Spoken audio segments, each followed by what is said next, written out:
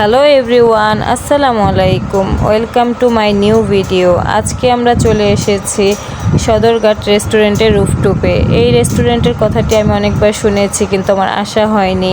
আজকে হঠাৎ করেই মন চাইলো যে আজকে এই সদরঘাট রেস্টুরেন্টে আসবো।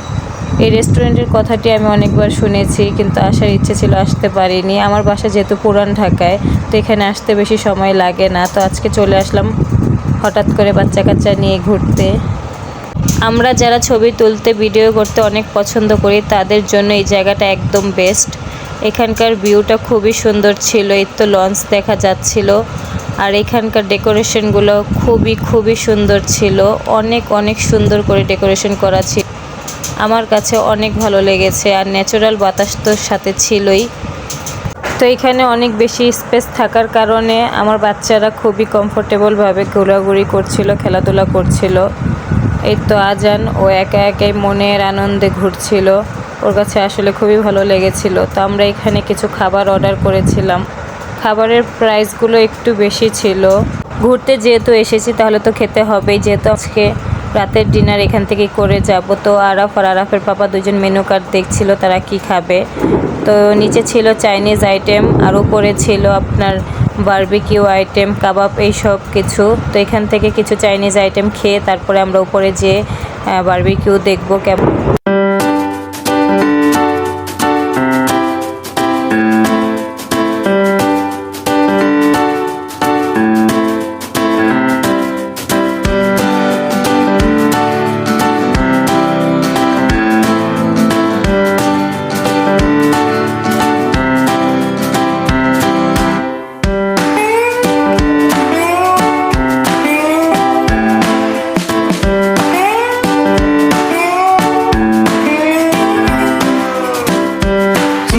চলে আসলাম উপরে বারবিকিউ আইটেম ট্রাই করার জন্য।